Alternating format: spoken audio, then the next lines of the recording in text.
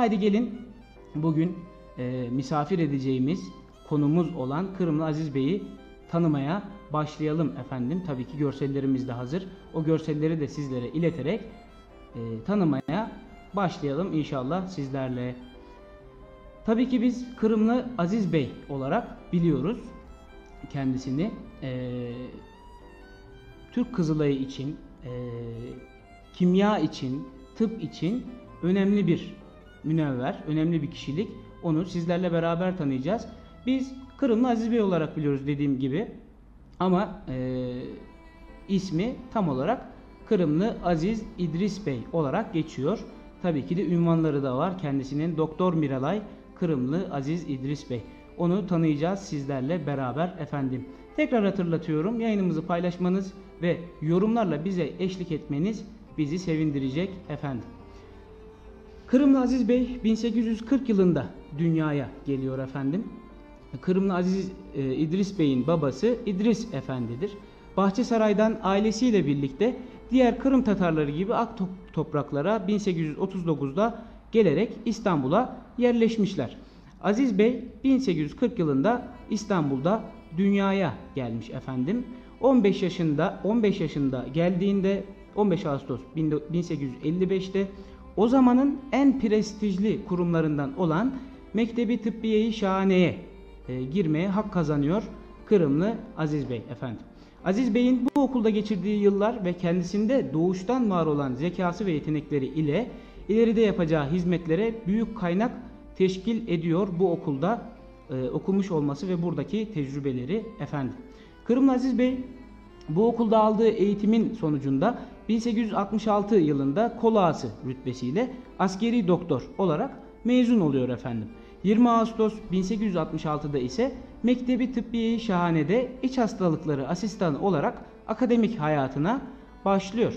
Bununla beraber Mecmua-i Fünun dergisinde tıp kimyası ve genel hastalıklar üzerinde yazdığı makaleleri de yayımlanmıştır efendim. Yani sadece doktor olarak çalışması kalmamış, gördüklerini makalelere aktararak, yazılara aktararak bunları diğer insanlara da paylaşmış, bilgilerini paylaşmış diyebiliriz efendim. Kırımlı Aziz Bey Mektebi Tıbbiye-i Şahane'deki görevine devam ederken 1867'de açılan Mektebi Tıbbiye-i Mülkiye'ye yani Sivil Tıp Mektebi'ne müdür olarak atanmış ve vefat ettiği tarihe kadar 11 Haziran 1878'e kadar bu görevini Sivil Tıp Mektebi müdürlüğünü sürdürmüştür efendim. Müdürlük görevinin yanı sıra umumi genel hastalıklar, iç hastalıkları, tıbbi kimya ve fizik derslerinde okutmuştur kendileri.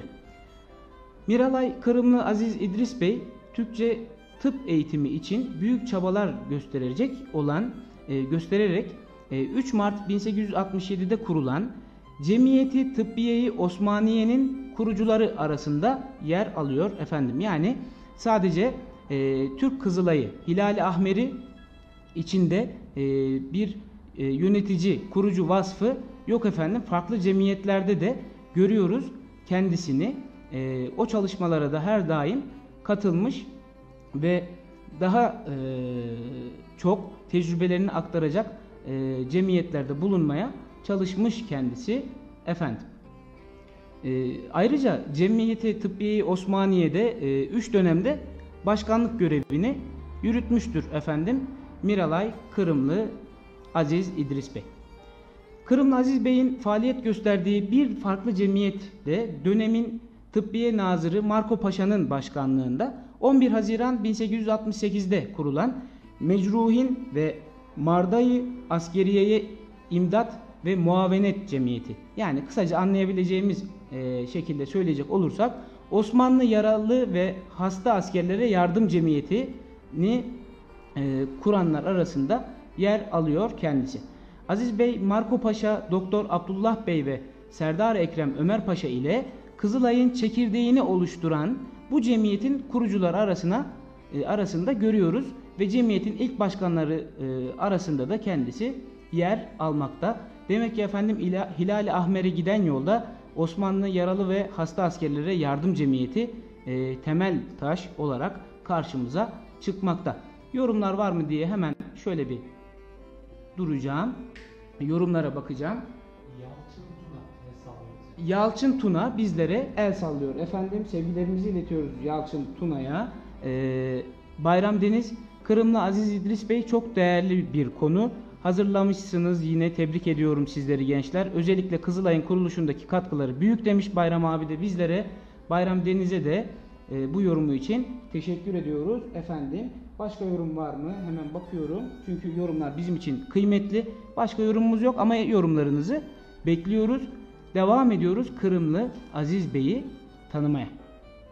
Dediğimiz gibi Osmanlı Yaralı ve Hasta Askerlere Yardım Cemiyeti'nin kurucuları arasındaydı ve bu cemiyet Hilal-i Ahmer'in şimdiki adıyla Türk Kızılayı'nın temel taşı oluyor bizler için. Efendim Kırımlı Aziz Bey'in Hilal-i Ahmer için önemli bir noktası da şöyle, ona da bahsetmeden geçmeyelim. Bunu da hep beraber öğrenmiş olalım efendim.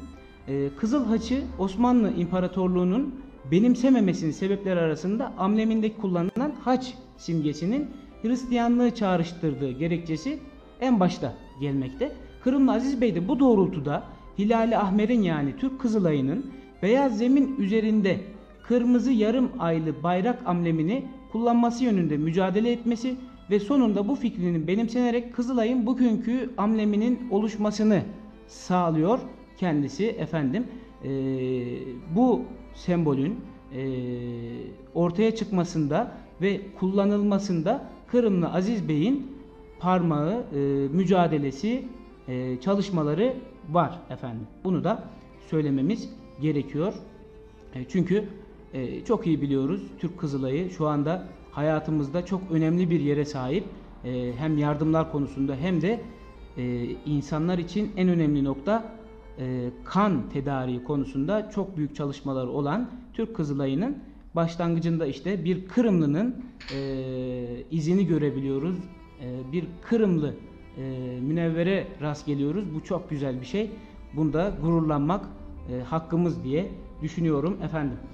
Kırımlı Aziz Bey tıp derslerinde kullanılabilecek materyaller üretme çabasına da girmiş efendim o dönemler içerisinde. 1868'de birinci cildi, 1871'de ikinci cildi olmak üzere Kimya-i Tıbbi adlı kitabını yayımlamıştır efendim. İlk cildi başına eklediği 70 sayfalık kimya tarihi bölümü ile de Miralay Kırımlı Aziz Bey ilk kimya tarihçimiz olarak da kabul edilmekte efendim. Bu da tarih konusunda bizim için önemli. Yayımlamış olduğu kitabın ilk cildinde 70 sayfalık kimya tarihi bölümü onu bizler için önemli kılıyor. Çünkü ilk kimya tarihçimiz olarak da adını yazdırmış efendim. Bir diğer kitabı olan İlmi Emraz-ı Umumiye 7 Mart 1872'de yayımlanmış. Bu kitapta genel olarak hastalıkların özelliklerinden bahsetmiş. Kitabın ikinci baskısında Cemiyeti Tıbbiye-i Osmaniye üyesi olan Faik Bey'in de eklediği İfade-i Meram başlıklı 2 sayfalık yazıda Aziz Bey'in hayatına dair biyografik bilgilerde bulunmaktadır. Bu noktada Faik Bey'in de bu büyük alimin, münevverin unutulmaması yönünde yaptığı büyük bir katkı için yad etmek gerekmekte bizler için efendim. Eğer Faik Bey İfade-i Meram başlıklı bu yazıyı o kitaba eklemeseydi Kırımlı Aziz Bey ile ilgili hayatıyla ilgili bilgiler belki hiç olmayacaktı bile. Bu da bizler için kıymetli. Kırımlı Aziz Bey üstün hizmetleriyle Türk milletine hizmet ederken vücudu ne yazık ki verem hastalığına yakalanmış efendim. Bu döneminde dahi milletine hizmet etmeye devam etmekten geri durmamış kendisi. Aziz Bey'in vefatından sonra basılan Teşrihi Marazi Hususi adında bir kitabı ve yarım kalan bir tercüme çalışması olduğu da belirtilmekte efendim. Aziz Bey'in bu üstün çalışmaları Osmanlı resmi mercilerince de takdir görülmekteydi o dönemler içerisinde. Aziz Bey askeri doktor ve rütbesi 1877 yılına gelindiğinde Miralaylığa yani albaylığa kadar yükseltilmiş. Faik Bey'in aktardığına göre 4. rütbeden bir Osmanlı nişanı ile de ödüllendirilmiş kendisi efendim. Kırımlı Aziz Bey 11 Haziran 1878 tarihinde İstanbul'da akciğerini kaplayan verem yüzünden hayatını kaybetti efendim. Kızılay'ın kuruluşunda da gördüğümüz yol arkadaşı Doktor Abdullah Bey ile beraber yattıkları mezarlık ne yazık ki yakın zamanlarda yapılan yol yapım çalışmaları sırasında kaybolmuştur. Kızılay 2012 yılında bu iki güzide insana vefa borcunu Eyüp Defterdar Camii'nde bir anıt mezar yaptırarak ödemiş efendim. Onu unutmamak için böyle güzel bir vefa örneği göstermiş efendim Türk Kızılay'ı da. Bu da güzel bir şey tabii ki bizler için. Faik Bey'in aktardığına göre Doktor Miralay Kırımlı Aziz İdris Bey'in mezar taşında şu ifadeler yazmakta. Milli gayret ve güzel ahlakını tıp ilminin Osmanlı diline aktarmasındaki fedakarca sergilediği gayretiyle ispat eyleyen kişilerden olup henüz 38 yaşlarında iken irtihal eden tabip miralaylarından Kırımı Aziz Bey'in vücudu konulan ve unutulmasın diye Tıbbiye Osmaniye Cemiyeti üyeleri tarafından bu mezar taşı dikilerek hayır dua ile merhumun ruhunun hatırlanması değerli ziyaretçilerinden niyaz olunur olarak geçmekte efendim mezar taşı üstünde.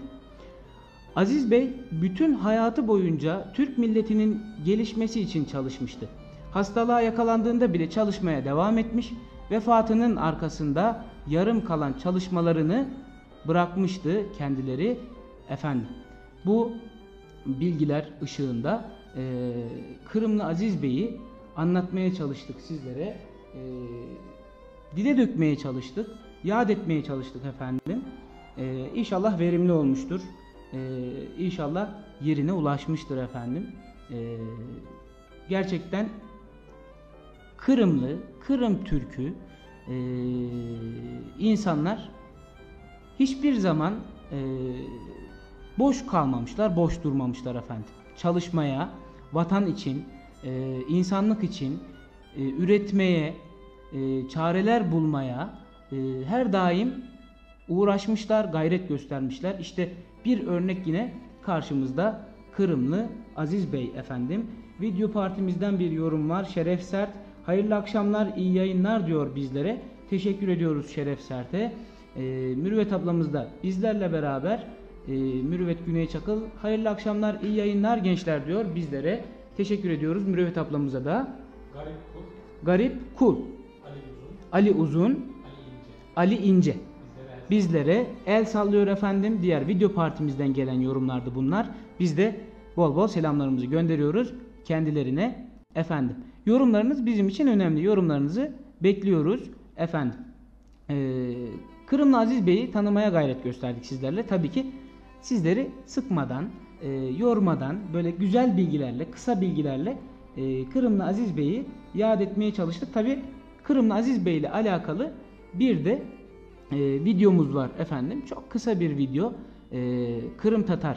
Kırım Tatarlar, özür diliyorum. Kırımyan Tatars olarak geçiyor. Bu grubun çok güzel hazırlamış olduğu bir video var. Şimdi o videoya bir göz atalım sizlere. Ve daha sonrasında kaldığımız yerden devam edelim efendim. Kırımlı Aziz Bey'i anlatan bu kısa küçük video şimdi sizlerle.